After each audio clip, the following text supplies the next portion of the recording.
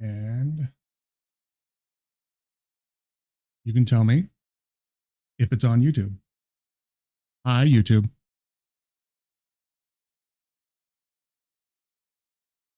Should be.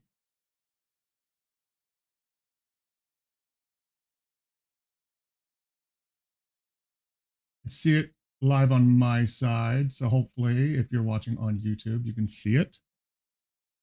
But I have fabulous news for my Slay the Spire 2. Last night, just for shits and giggles, I came in before I went to bed. I actually did a run that made it through all 3 acts, and I beat the last boss in Act 3 with the first character. I haven't done it on any other one, but it took me almost 30 hours to finally climb through all 3 acts and actually beat the final boss. Every other time I'd gotten there, there's something wrong with my build for the last boss. Whether it was I didn't have enough DPS, I didn't have enough damage output, or I didn't have enough block to mitigate their damage. Something about my build by the time I got to the last boss didn't pan out. But last night, I got it. So I want to come into the compendium now and take a look at it. Let me mute that so we don't get double. Okay, good. We actually got that music. Okay, good. All right. So in here, you can actually look at your run history. So I want to show the run I did, just like the stats and kind of what it's really kind of cool. It shows the last successful run you did. And it shows I made it all the way and beat the last boss on floor 48. Okay. So it goes through and it shows all of the active artifacts I had that I'd collected, what my deck was, which is, I'm proud of this deck, really proud of it. Going through all 3 acts, I limited myself on purpose. One thing I noticed early on with my deck was I immediately took the 333 gold that I got, and I bought a couple things. Okay, I bought my dark shackles, which I ended up, did I end up upgrading it? I can't remember.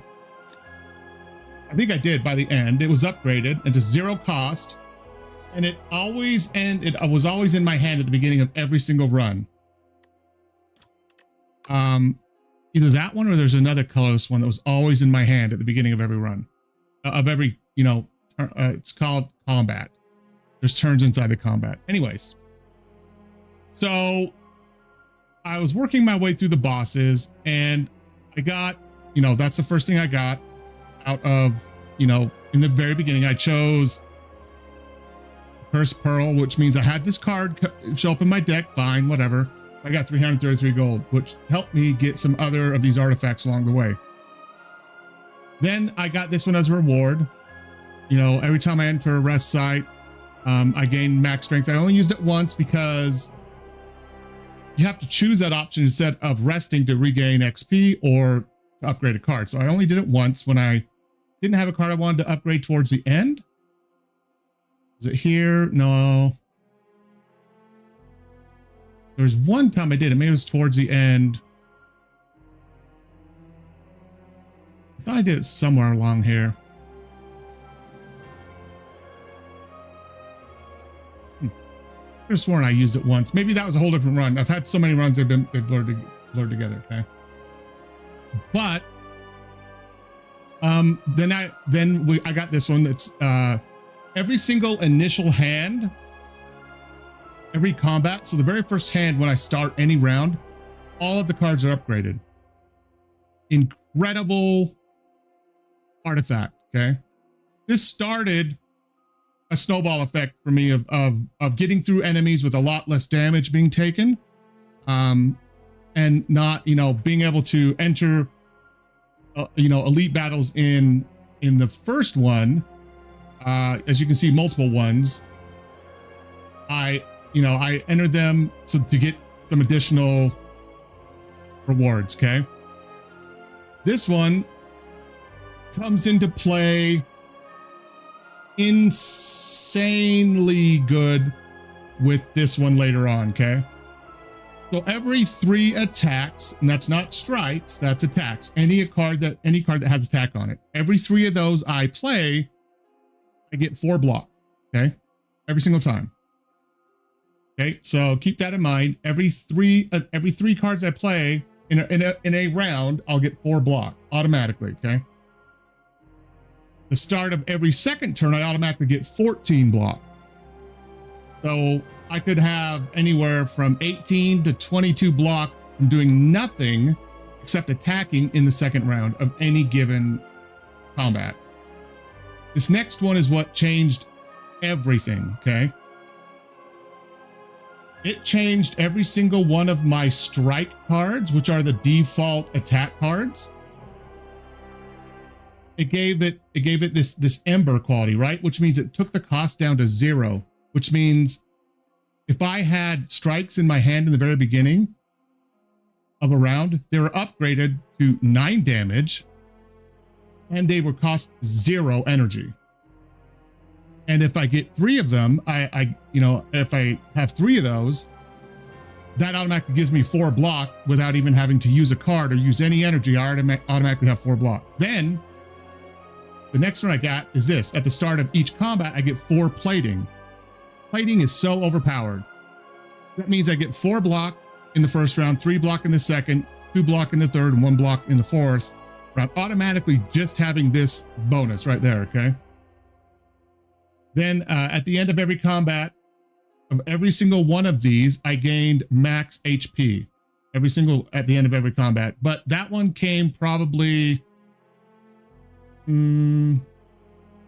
this is called the Chosen Cheese. I think that was in here. Or did I buy it? Ice cream. No, ice cream is down there. So I had to have been back here somewhere. Either here.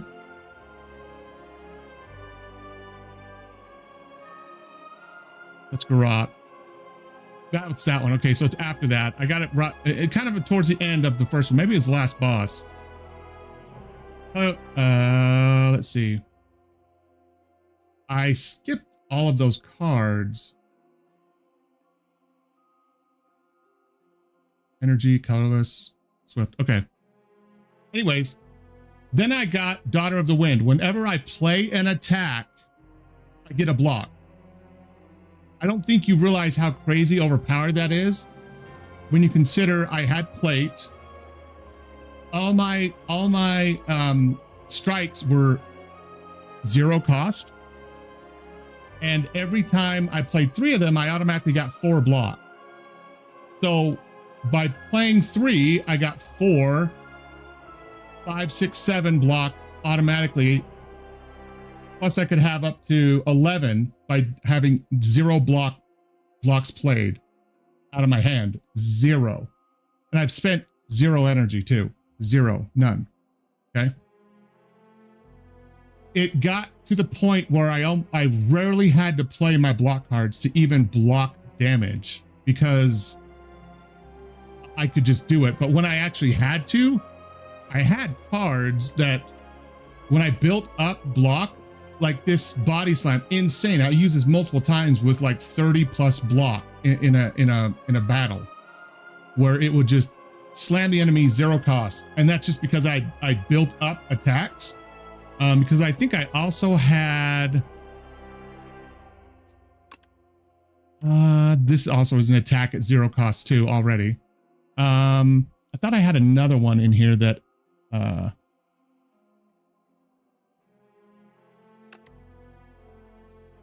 yeah, and I could use this too. I upgraded this.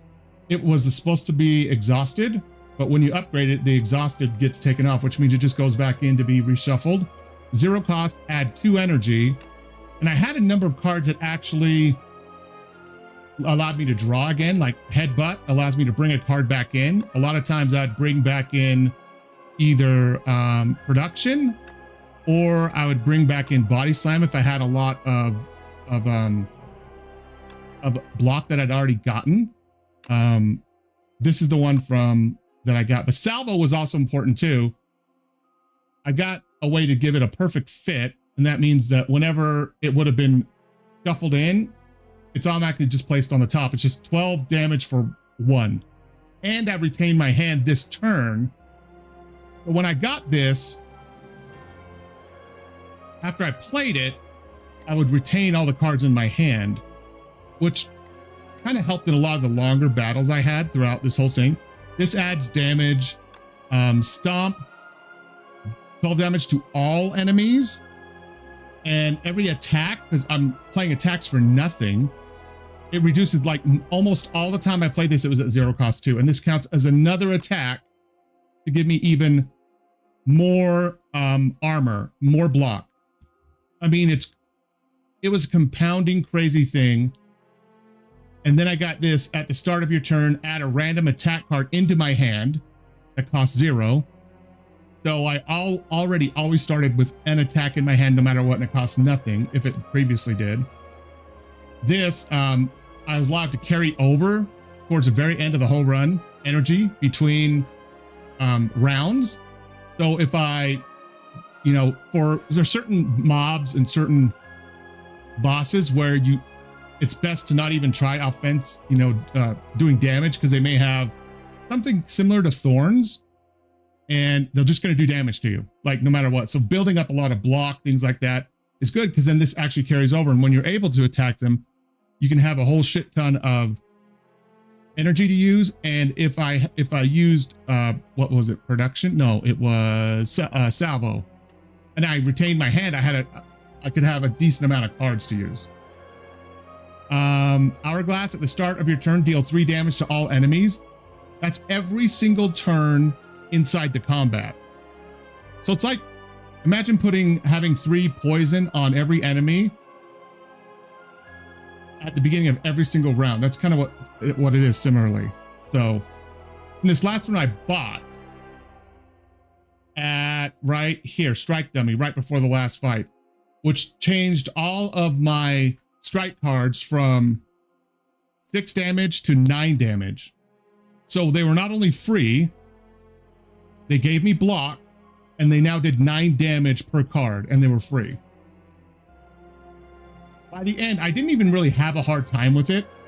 I did a lot of rounds. It was in 13 turns. And look, I ended with 40 health out of 94. And this creature, this boss, had like, how much was it? I want to say 300 health, and it respawned itself 3 times into 3 iterations. So I had to almost break down 1,000 health on this final boss, beat Act 3. I'd never seen this boss. I'd gotten to the end of Act 3 on silent twice and died because I didn't have enough block. I was fighting the witch, or it's called a queen, and the queen had like 400 health and its minion had 300. I killed the minion, and then she did some crazy attack every single round with little things coming out of her body. Did a bunch of damage, just totally kicked my ass. But I did the crab at the end of Act 2. He wasn't that hard either. As you can see, I ended up with 70 health at the end. I think that's how much I ended with, not how much I came in with, because I know. So yeah, I left this at 93 health, and yeah, that's how much I ended the fight with, 70, and then this one was 45 out of 80. So it was kind of crazy. Like the farther I got, I'm like, this is kind of way too easy. Way too easy. Like it's never been this easy for me. My cards, my options, my artifacts, they all kind of mismatched almost always, which I'm sure it happens with a lot of people. But like I said, I think the thing that mostly helped catapult or, push this forward for me was the bellows, the ornamental fan, and then the nutritious soup, which put all of, and that too. But, that started the whole thing where my attacks did 6, my strikes, And they cost 0. All these. They cost 0 because of Pescatara's Ember. And they were at 9, yeah. When I finally upgraded them. When they actually get finally upgraded with this right here, where they do 3 additional damage, they're doing 9 at that point. And they're 0 cost. And they're piling on block. Plus, where is it? This right here. So every 3 I threw, I was getting 7 block for every 3.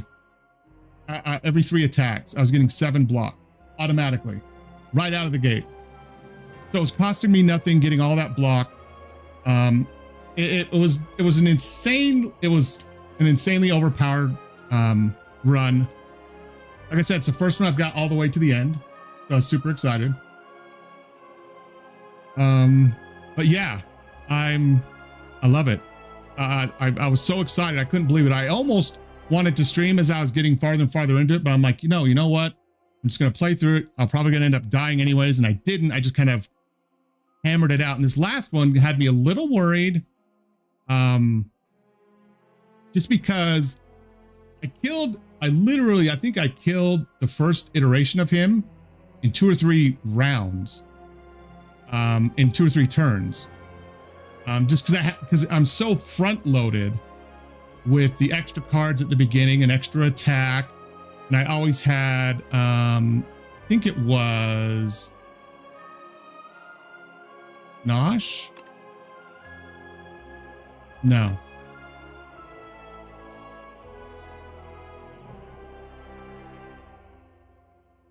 Wasn't this one. This one gives extra. Oh, it was Salvo. Salvo, I think, was in my hand. Like, one of these colorless cards was in my hand at the beginning of every Dark Shackles. No, anyways, I can't remember. But one of them was at the beginning, and I could just throw out damage at the beginning too. And then I had all my free strikes if they were in my hand. And then I think I got a body slam in the first round, in the first couple turns too, with a ton of block, and just did a ton of damage. I think like I said, I killed this first one in 2 turns. The third one took a lot longer. It was more of a war of attrition at that point. YouTube chat should be showing up here for me, and it's not. Let me actually. It's supposed to.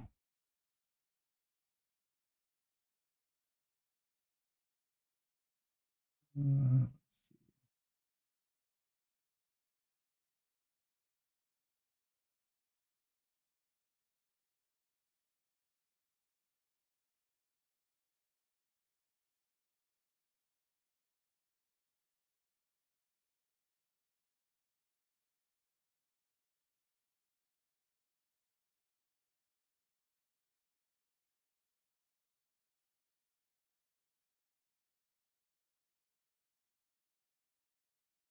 I'm pretty delayed on YouTube, aren't I?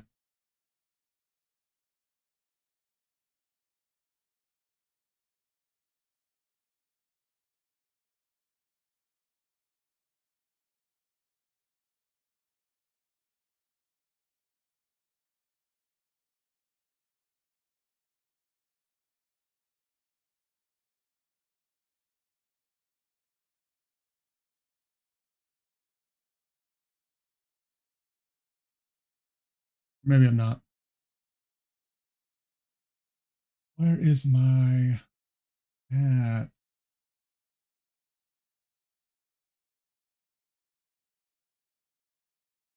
Let me bring this over here.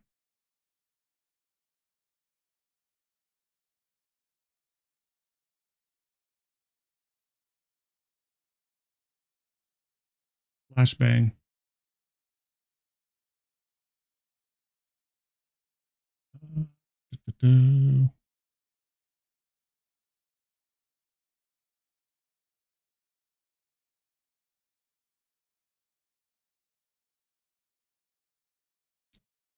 Is maybe I have to.